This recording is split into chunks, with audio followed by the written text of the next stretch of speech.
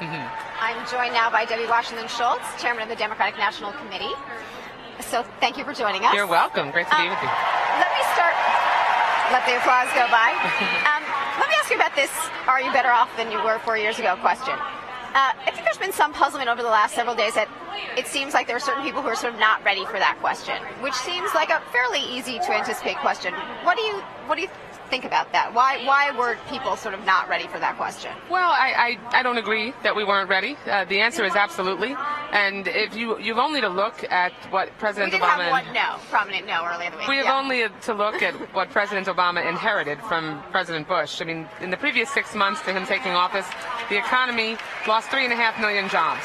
And when he took office, we were hemorrhaging 750,000 jobs a month. Thanks to his policies, like the Recovery Act, that put a tourniquet on that bleeding and allowed us to begin to get things turned around. And then he focused on making sure we could rescue the American automobile industry and invest in the middle class. We now have had 29 straight months of job growth in the private sector and a resurgence in manufacturing and manufacturing jobs. So we're definitely better off than when President Obama first took office. And we've got a ways to go, but we need to keep moving forward.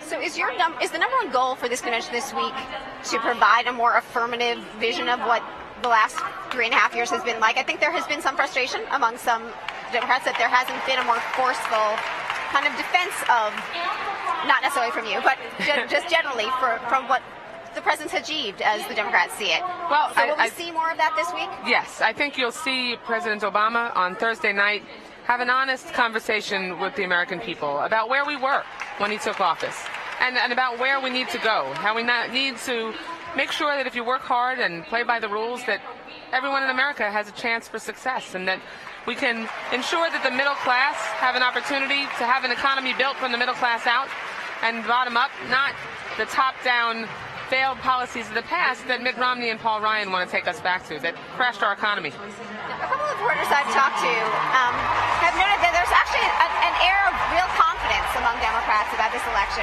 and about the president's prospects, and maybe verging even on sort of overconfidence. Do you worry at all about that? Oh, we're not overconfident, but I can tell you that we are proud that we've stood up the most significant dynamic grassroots presidential campaign. And this week we're putting on the most open, accessible, community-oriented nominating convention in political history because we use these conventions as an organizing tool.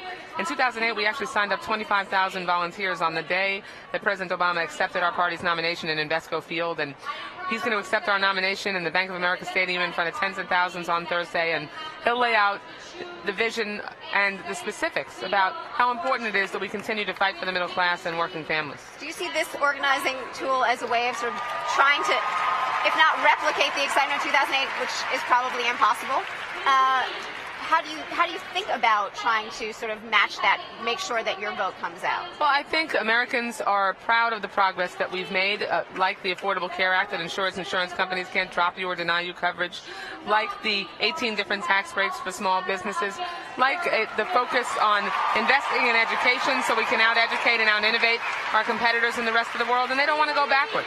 They want to move forward, and so that's what I think is exciting people, and President Obama's vision to continue to keep fighting to improve our economy.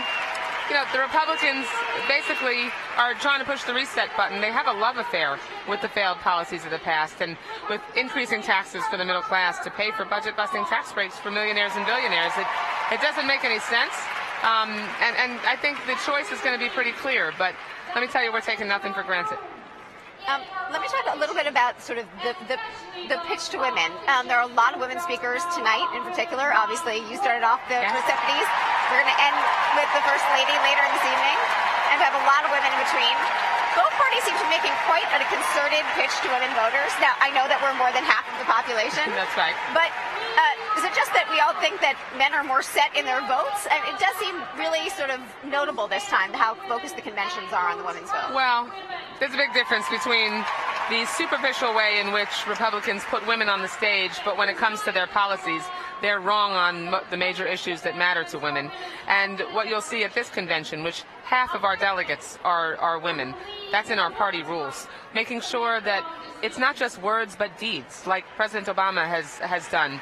signing the first bill he signed into law was the Lilly Ledbetter Fair Pay Act. So we could actually, you will, because we put some teeth and some meaning behind equal pay for equal work, and appointing 2 Supreme Court justices that were women, making sure that women's health was a priority, and ensuring that we could have well woman visits and mammograms and colonoscopies and affordable birth control so we could stay healthy. Those are things that, if Mitt Romney had his way, he would take away. He'd end funding for Planned Parenthood. So the contrast, there's a good reason that President Obama is ahead by double digits with women, because women know that it's not just words that matter, it's action. And President Obama has consistently had the backs of women, and women are going to have his back on Election Day. Thank you so much. Thanks, Megan. Great to be with you.